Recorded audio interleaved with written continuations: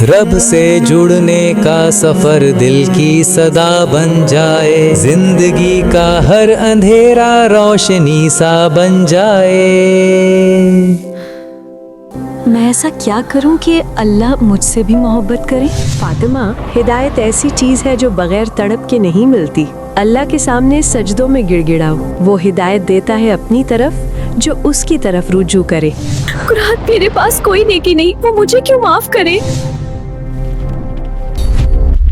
اے پیغمبر، میری طرف سے لوگوں کو کہہ دو کہ اے میرے بندوں جنہوں نے اپنی جانوں پر زیادتی کی ہے، اللہ کی رحمت سے نا امید نہ ہونا۔ اللہ سب گناہ معاف کر دیتا ہے، وہ بڑا بخشنے والا اور نہایت مہربان ہے۔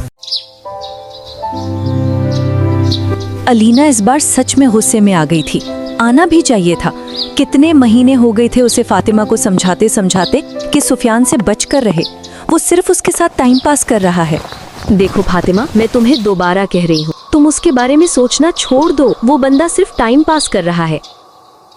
تمہیں حقیقت کیوں نظر نہیں آتی؟ علینا فاطمہ سے 2 سال بڑی تھی، اس کی پرورش بھی ایسی ہوئی تھی کہ وہ کافی سمجھدار تھی۔ میں کیا کروں علینا، میں خود بھی تھک چکی ہوں۔ میں نے اسے بہت سی لڑکیوں کے ساتھ دیکھا ہے، مجھے پتا ہے وہ میرے ساتھ صرف ٹائم پاس کر رہا ہے۔ میں نے کوشش بھی کی خود کو دور رکھنے کی، میں نے اس کا نمبر، اس کا اکاؤنٹ سب کچھ بلاک کر دیا، مگر میں اس دل کا کیا کروں؟ ہمیشہ کی طرح آج بھی فاطمہ رو رہی تھی، مگر آج وہ بہت زیادہ تھکی ہوئی اور ٹوٹی ہوئی لگ رہی تھی۔ مگر اس نے پہلے قدم پر ہی خود کو نہیں روکا تھا۔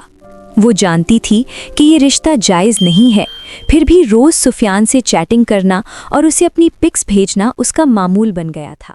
سفیان کی طرف سے ملنے والے کامنٹس اور تعریفیں اس کے نفس کو اور موٹا کر دیتی تھیں، لیکن اس کے اندر بیٹھا ہوا اس کا ضمیر اسے بار بار جھنجھوڑ رہا تھا کہ گہرائی میں صرف رسوائی ہے، ابھی وقت ہے، گرنے سے پہلے خود کو بچا لو۔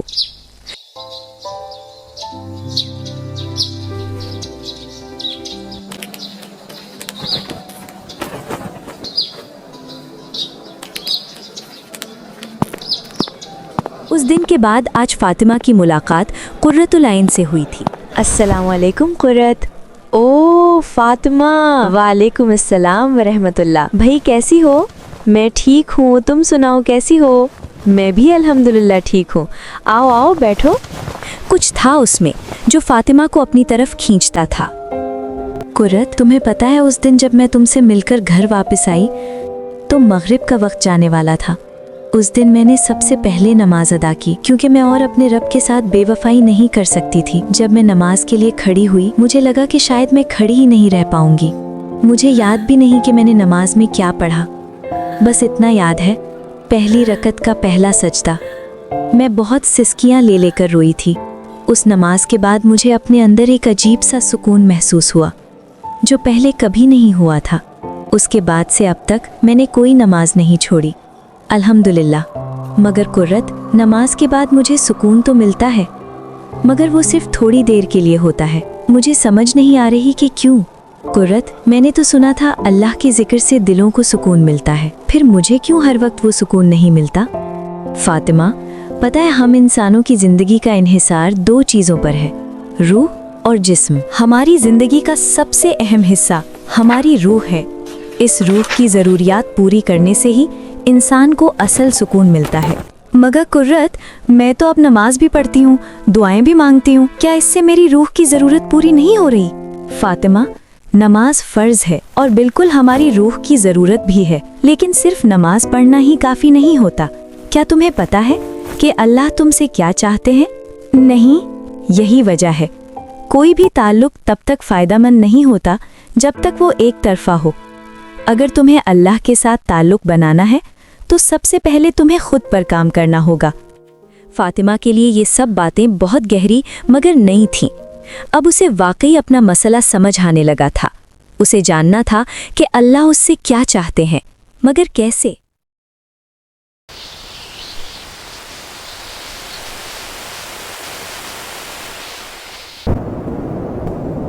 वो अंधेरी खाई में गिरती ही जा रही थी। उसका जिस्म बुरी तरह से कांप रहा था। वो जोर से चीखना चाहती थी मगर आवाज उसका साथ नहीं दे रही थी। उसने हवा में बहुत हाथ पांव मारे मगर कोई सहारा उसके हाथ ना आया। वो अंधेरे में आंखें फाड़ कर देखना चाहती थी मगर कुछ भी नजर नहीं आ रहा था और उसका सांस लेना दुश्वार हो रहा था।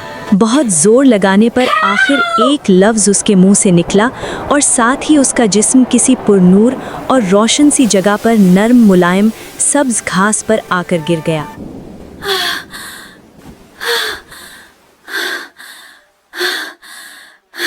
इतने में उसके कमरे का दरवाजा धड़ाम से खुला। फातिमा, तुम ठीक हो बेटा? जी मम्मा, बस शायद कोई ख्वाब देखा था इसलिए डर गई। हाँ बेटा, तुम बहुत चीख कर बोली थी। तुम ठीक हो ना? फातिमा अपनी याददाश्त पर जोर देने की कोशिश कर रही थी कि उसने क्या देखा था। उसका दिल पहले ही तेजी से धड़क रहा था और अब उसकी मम्मा की बात ने उसे और भी ज्यादा उलझा दिया था। ये उसके साथ क्या हो रहा था? जिंदगी का हर अंधेरा रोशनी सा बन जाए।